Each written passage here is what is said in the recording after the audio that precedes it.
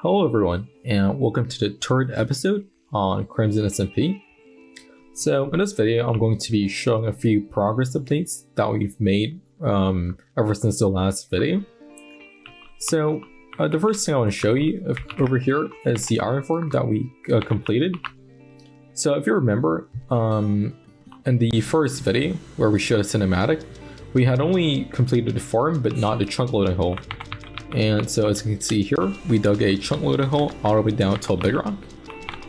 And we also decorated the perimeter here. The decoration was designed by me. And yeah, I guess you can look at it here if you want to. And the farm was designed by MD. So this produced around 11,000 iron per hour, if I'm not mistaken, more or less. And so yeah, we just attached a crafter over here and just the basic storage because we don't really need that much storage for iron ingots here. So yeah, up next I'm going to show the recent progress where we finished our raid farm. So the design we used for this was the chronosphere tree, and this farm was actually done around a year ago. So yep. The decoration was completed just recently, so here it is. It's basically just a black hole with black walls, pretty much.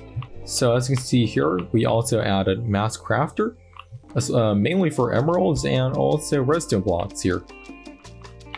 So yeah, it's a pretty fast farm, but obviously I'd advise that you build a V4 instead, so we made a small mistake here, but it should be fine. So as you can see here, the Guardian farm World Eater is running right now. And yeah, there's a lot of lava and obsidian.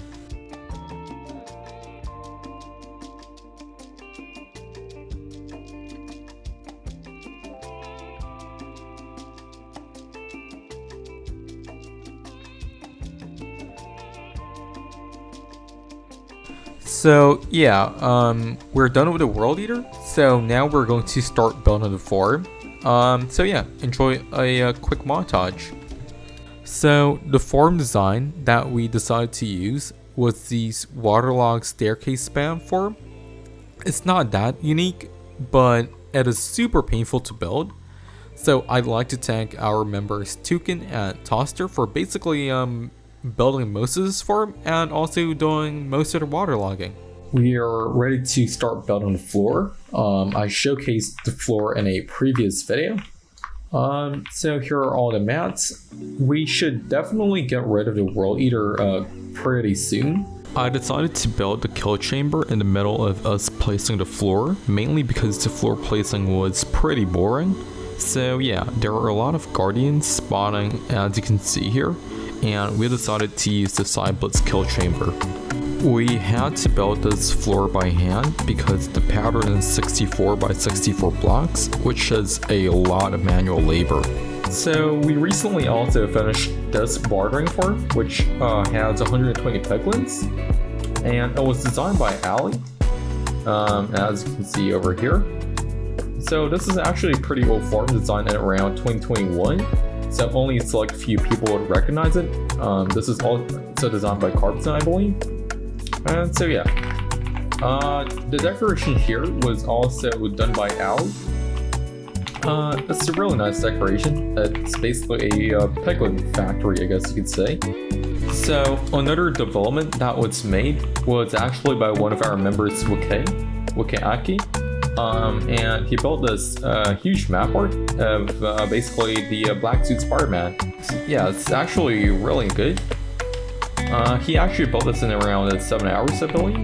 This will definitely be a good addition to our collection of map arts that we currently have. So this is our collection of map arts. As you can see here, we have Gus Fring, the Not Like Us picture, and also the Across the Spider-Verse album cover.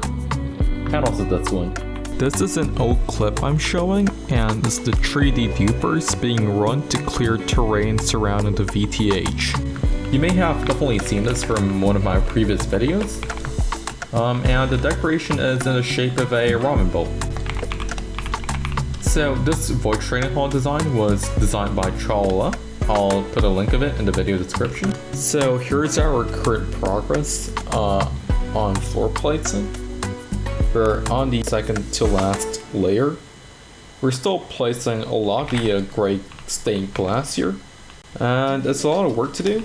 I haven't actually designed the walls yet, so I want to go off a tangent and just showcase some of the stuff that I've been working on in my spare time, I guess.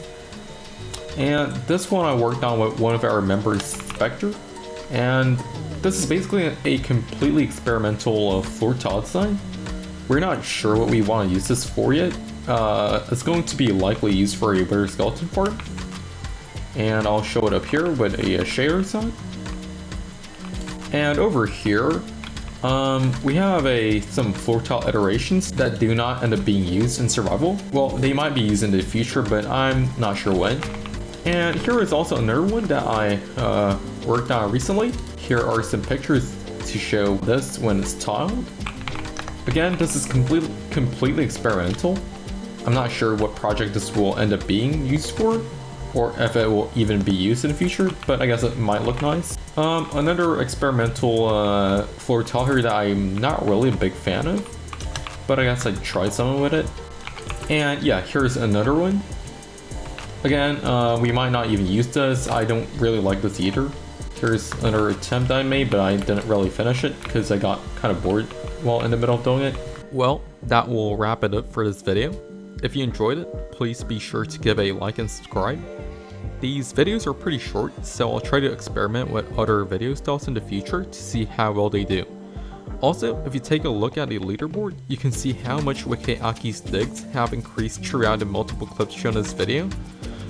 He'll honestly surpass me in digs very soon, so we'll see how that turns out in the next video. Thanks for watching, and I'll see you next time. Bye.